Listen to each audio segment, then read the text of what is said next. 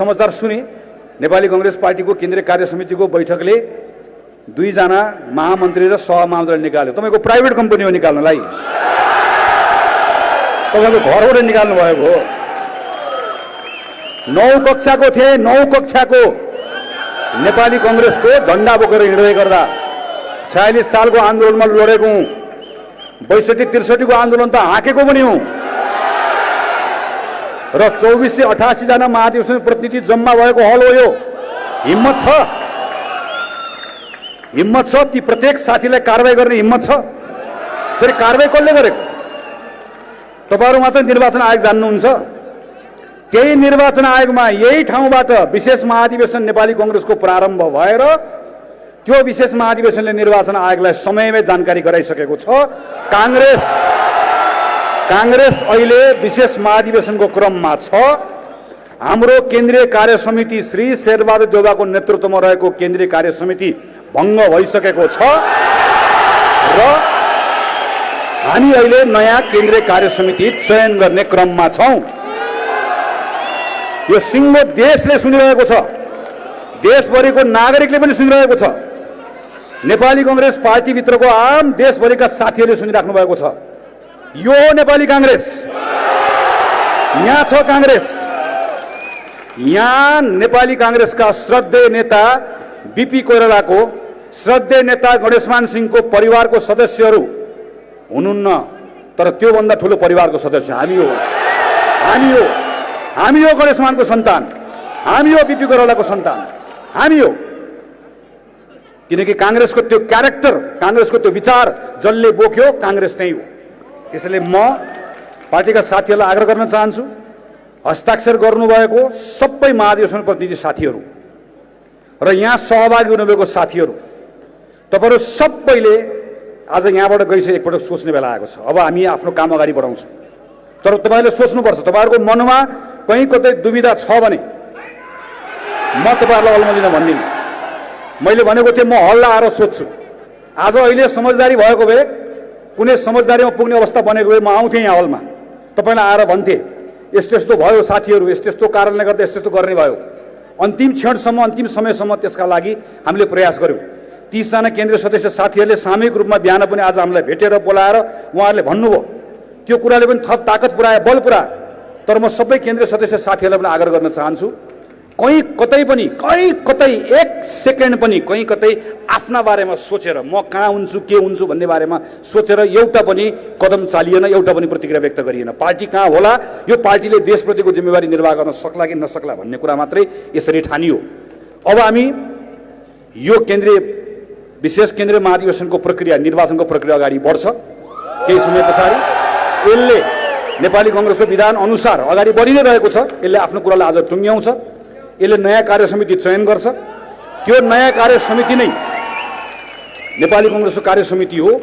आज हामीले श्रद्धेय नेता शेरबहादुर देउवालाई घरमै गएर 2 हात जोडेर 2 जना महामन्त्रीले जम्ल्याद गरेर भन्यौं, तपाईँ नेपाली कांग्रेस पार्टीको संरक्षकको रूपमा रहिदिनुस्, हाम्रो अभिभावकको रूपमा रहिदिनुस्, तपाईलाई हामी त्यहाँ राख्छौँ, तर कार्यकारी भूमिकाबाट अलग गरिदिनुस् भनेर भनेको कुरालाई पनि म स्मरण गर्न चाहन्छु। मेरो मनमा कहीँ कतै कुनै पनि खालको तीतो भावना, आज मलाई त्यहाँ साथीहरूले के निर्णय गर्नुभयो, किन 2 कारणले छैन। एउटा कुरा, मेरो साथीहरू हुनुहुन्छ, मेरो नेताहरू हुनुहुन्छ, हाम्रो बिचका राजनीतिक विमतिहरू छन्। देशलाई कसरी हेर्ने, जनतालाई कसरी हेर्ने भन्ने बारेमा म त्यसरी नै हेर्छु, सोचको भिन्नता हो।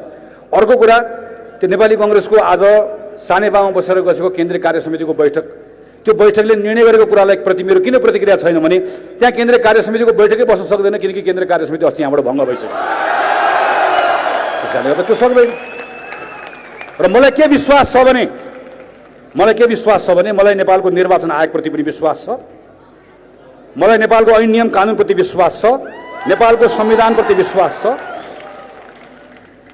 मलाई सबै संस्थाहरूप्रति विश्वास छ। नेपाली कांग्रेसका बहुमत महाधिवेशन प्रतिनिधिहरू जम्मा भएर विधिसम्मत ढङ्गले गरिएको महाधिवेशन, विशेष महाधिवेशनबाट आएको परिणामलाई निर्वाचन आयोगले त्यसलाई त्यही ढङ्गले वैध ढङ्गले स्वीकार्छ भन्ने कुरामा मलाई पूर्ण विश्वास छ।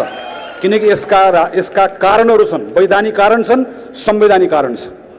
यहाँ कसैको पनि, मैले भने यो कसैको निजी कम्पनी होइन, कसैले कसैलाई निकाल्ने। हामीलाई कसैले आएर घरभित्र छिर भनेर छिरेको होइन कि आजबाट घरबाट जा भनेर हामी त्यहाँबाट जाने हामीहरू।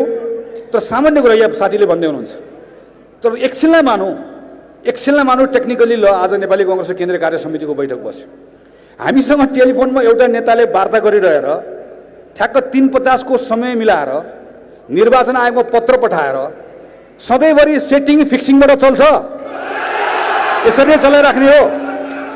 अनि एउटा सामान्य कुरा, म नेपाली कांग्रेस पार्टीको महामन्त्री, अनि मलाई कारबाही गर्नुभन्दा कारबाही गर्नुभन्दा पहिला मलाई एकपल्ट स्पष्टीकरण सोध्नु पर्दैन, मलाई एकपल्ट बोलाउनु पर्दैन, मलाई एकपटक सोध्नु पर्दैन। मलाई एउटा निजी साथीले भन्दै हुन्छ निजी कम्पनीमा समेत सोधिन्छ, बाटोबाटै मलाई आजदेखि तिमी महामन्त्री होइनौ, हामी भन्दैनौँ। हामी हाम्रो सभापति होइनौँ, हाम्रो रहनु हिजो हुनुहुन्थ्यो, विशेष महाधिवेशनको प्रक्रियामा छौँ, हामीले कमिटी भङ्ग भएको छ, यो प्रक्रिया अगाडि बढ्छ। त्यसैले म अन्त्यमा साथीहरूलाई सोध्न चाहन्छु, तपाईहरु प्रत्येकले एकपटक सोच्ने बेला आएको छ र सोचेर त्यसको उत्तर दिने बेला आएको छ।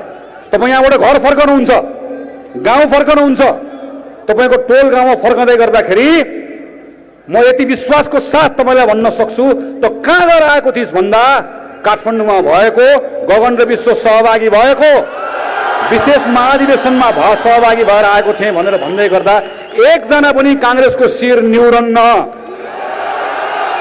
तर म महाधिवेशनमा सहभागी हुन गएको थिएँ, तर म भइन, यो कारणले गर्दा भइन, यो त्यो भनेर भन्दै गर्दा तपाईले 1000 प्रश्नको उत्तर दिनुपर्ने छ, 1000 प्रश्नको उत्तर दिनुपर्ने छ। त्यसैले मेरो पार्टीको साथीहरूलाई मेरो आग्रह, मेरो आह्वान छ, हामीले भनेका थियौं हामी पार्टीलाई फुट्न दिन्नौं, हामीले पार्टीलाई, यो पार्टी फुटेको छैन, यही हो पार्टी। यसैले यो अधिवेशनको क्रममा छ, आज बेलुका यसको अधिवेशनको क्रम अध्याय सकिन्छ, यसले जे निर्णय गर्छ त्यो निर्णय गरेर आएको कार्यकारी निकायले नेपाली कांग्रेस पार्टीलाई अगाडि बढाउँछ। संविधानले यही भन्छ, कानुनले यही भन्छ, विधानले यही भन्छ। त्यसैले पार्टीको प्रत्येक साथीहरूले एकपटक सोच्ने हो। अब यो बेलामा हामी एक ठाउँमा त ल्याउँछौं, तर यो बेलामा उभिने कहाँनिर हो भनेर सोच्ने हो। सत्यको पक्षमा उभिने कि नउभिने, न्यायको पक्षमा उभिने कि नउभिने, विवेकको पक्षमा उभिने कि नउभिने। त्यसैले म साथीहरूलाई मेरो यही हो, नेपाली कांग्रेस पार्टी त्यही हो, अप्ठ्यारो बेलामा पनि सत्यको पक्षमा उभिएको। म मेरो साथीको पिताजीलाई सम्झन्छु, मुक्तिनाथ अधिकारी, लमजुङमा शिक्षक, छोरा मसँगै पढ्थे, तर नेपाली कांग्रेस पार्टीप्रति आस्था राख्ने लमजुङको एउटा शिक्षकलाई त्यो बेलाको विद्रोही भनौं, त्यो बेलाको चाहिँ माओवादी, उसले आएर बोलाएर जम्मा एउटा कुरा भनेको थियो, तपाईले मानिसहरूलाई भेट्दै गर्दा जय नेपाल भन्न छाड्दिनुस्, तपाई सत्यको पक्षमा उभिन छाड्दिनुस्। मान्नु भएन, अलि पर गयो, तपाईलाई याद छ होला, कुनै एउटा पत्रिकामा देखाएको फोटो याद छ होला, घुँडा टेकाएर गोली हानेर मारियो र 2 दिनसम्म परिवारका सदस्यलाई छेउछाउ जान पनि दिइएन।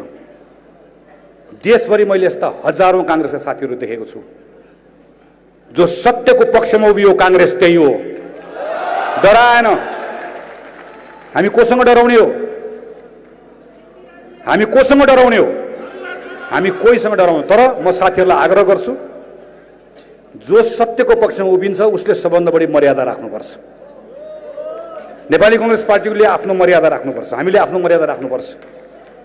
म साथीहरूलाई आग्रह गर्छु, तपाईहरुले यहाँबाट बाहिर निस्कँदै गर्दा पनि, तपाईहरुले भोलि आफ्नो गाउँ ठाउँमा गइसके पछाडि पनि, तपाईहरुले बेलुका सामाजिक सञ्जालमा लेख्दै गर्दा पनि कृपया कसैको बारेमा पनि व्यक्तिगत गाली गलौज नगर्दिनु होला, कसैको बारेमा टिप्पणी नगर्दिनु होला। ती साथीभाइलाई पनि हामीले सँगै लिएर हिँड्नु पर्नेछ। केही दिन पछाडि जब आज कांग्रेसको विशेष महाधिवेशन सकिन्छ, यसले नयाँ निर्णय सुनाउँछ, 2 दिन पछाडि फेरि नेपाली कांग्रेसका पूर्व सभापति शेरबहादुर देउवाको आशीर्वाद लिन त जानु छँदैछ नि, फेरि सँगै लिएर हिँड्नु त छँदैछ नि। त्यसकारणले गर्दाखेरि पनि हाम्रो थप जिम्मेवारी छ। त्यसैले कोही साथी पनि विचलित नभइकन, कोही साथी नआत्तिकन, कोही साथी नअल्मल्लिकन र कोही साथी यो भ्रममा नपरिकन कांग्रेस फुटायो, कांग्रेस यो गर्यो। म फेरि यो पनि सम्झाउँछु, फेरि यो याद गर्नुहोला। मैले त्यस कारणले गर्दा म भनिरहेको थिएँ महामन्त्री विश्वप्रकाश शर्मालाई हामीले